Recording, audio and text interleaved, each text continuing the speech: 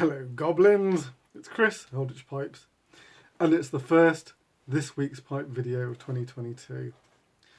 And the title of this series is now going back to This Week's Pipes rather than This Week's Pipe, because I'm back in the shop more or less full time. So I've made more than one pipe, which is good.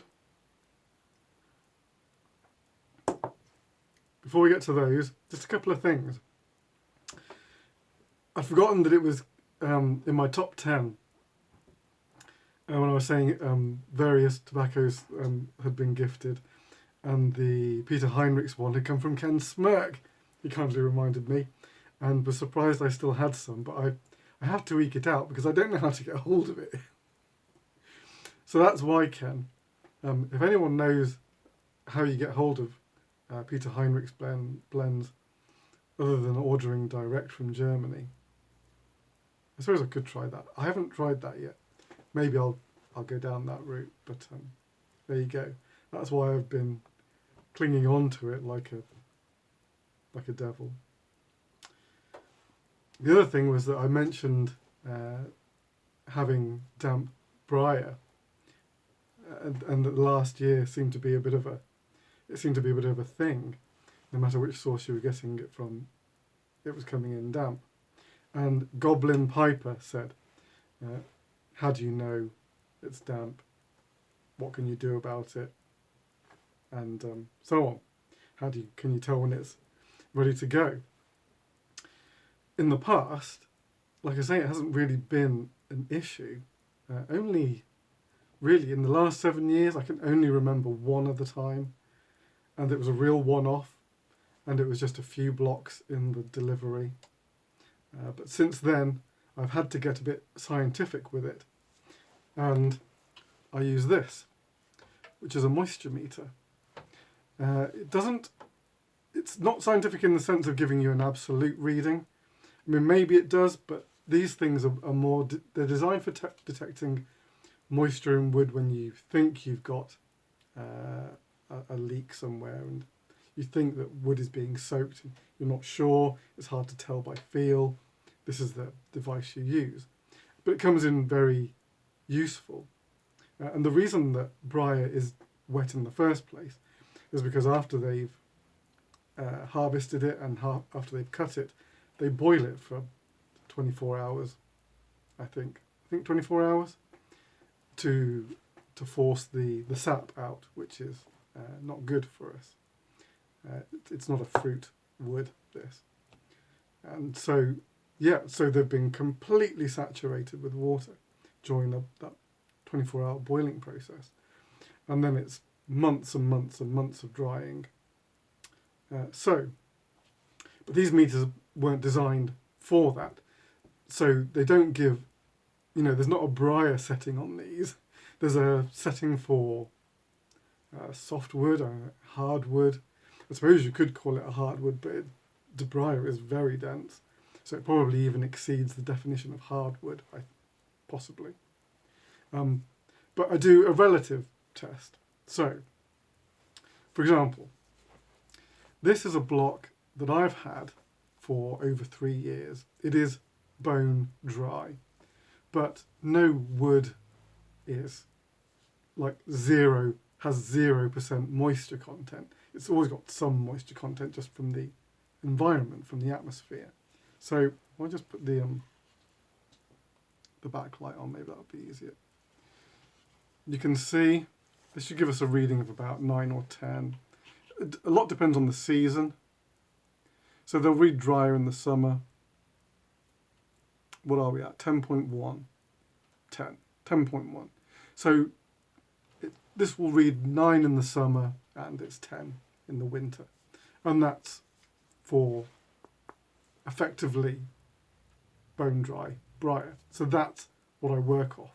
I keep this block mostly because I'm too afraid to use it, because the grain is absolutely amazing. I don't know what to do with it yet, but it's 3 years old and I use it as my test block.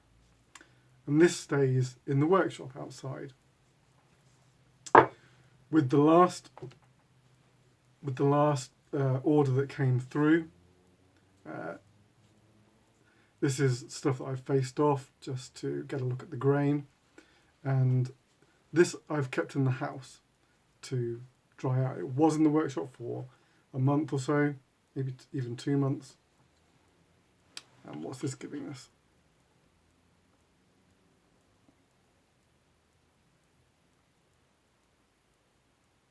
So 13%. 13%. And if it's 13 on the outside, it's likely to be about 1% more damp inside. So it's maybe in the heart of this block, it's maybe about 14%. That's on the cusp of you could possibly get away with it. But I would prefer it to be drier than that. What was I going to say on that score? I was going to say something about that.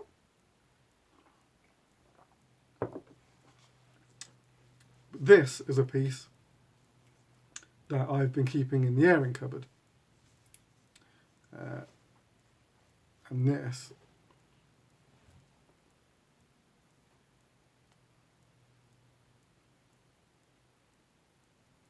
eight and a half.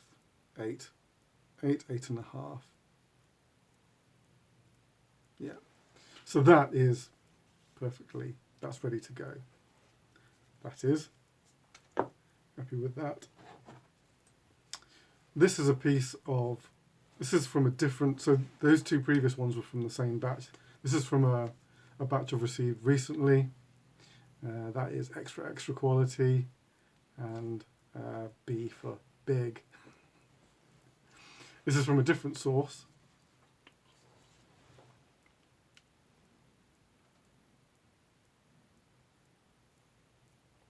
You can see this is like somewhere between, it's just over 13. Well, it's at the higher end of 13. So it's probably closer to 15 inside. That's too wet. So there you go. That's a little brief tour through drying briar.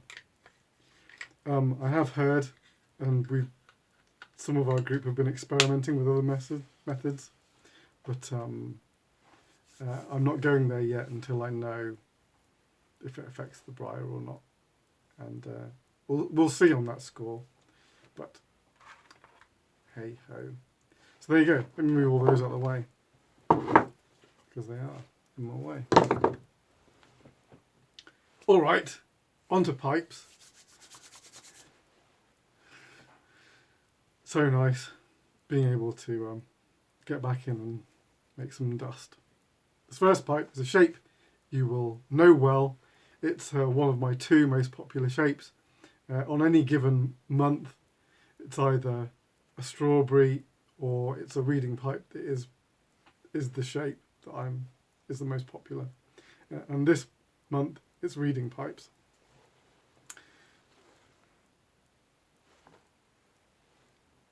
This is done in a black and orange contrast blast. Let me see if I can get that into the light.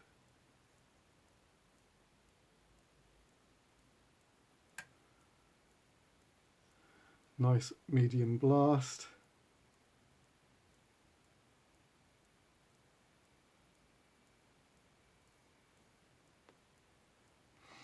A little bit of nicely rugged plateau. Not crazy, not super crazy, but just a nice natural look to that. I don't like it when it's too even, too flat. It almost looks like you've carved it. This is nice and natural.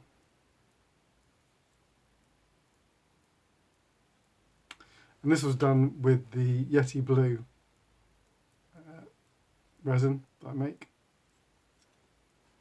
which is a nice, it's kind of a modern combination, orange with blue.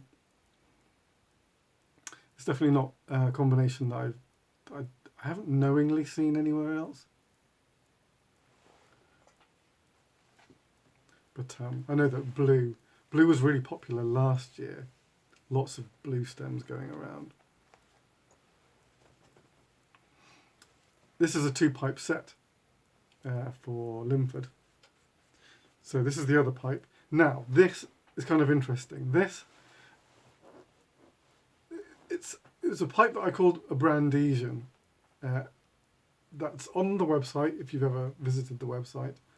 And it was a pipe that, from the name, was the bowl shape was brandy-esque, with this Rhodesian twist to it. And Linford asked for a Brandesian. Now, when you see this pipe, if you are familiar with that pipe on my website, you'll know this is a little bit different. I did a different treatment with this. It was partly because the original one I did a long time ago, and I thought that I could improve on it. Since it had been a couple of years, I hope I could improve on it. But also, as I was making it as a pair, it kind of like, these are brothers almost, and so kind of like this design was kind of influencing this fellow in a bit. Maybe you'll see what I mean. So as you can see, they got the same colour treatment, which is a black and orange contrast with the Yeti blue stem. So you can sort of see the brandy form, but then it has the Rhodesian ring.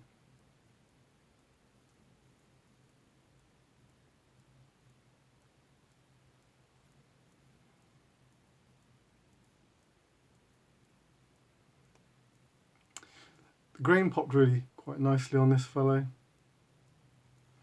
And I did when I was doing this, I was kind of wondering what stem to do. It occurred to me that just a taper stem wasn't quite right. I think on the original Brandesian, I'm saying things about it without having looked at it in ages, but I think it's got a saddle stem. So I wanted to do the saddle stem effect, but doing this a flare to it to kind of punctuate the end of the stem, the end of the shank. I just had that idea in my mind. I was really drawn to making that happen, and so yeah, that's the way that I went.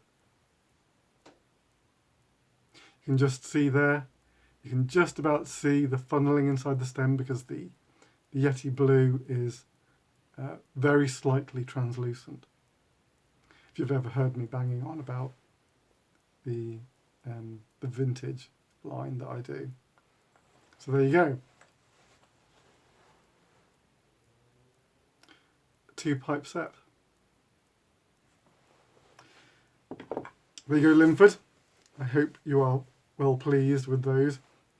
If you didn't catch last time, you'll also be getting the last of my consignment of Goblin Mixture, the Halloween limited edition. So, hope you enjoy that too. Alright, that's everything for this episode. I'll be back for Listen with Eldritch on Monday, episode 37. If you listen to those, then I'll see you then. If not, it'll be this week's pipes. Alright. Till then, take it very easy. Your loyal pipe maker.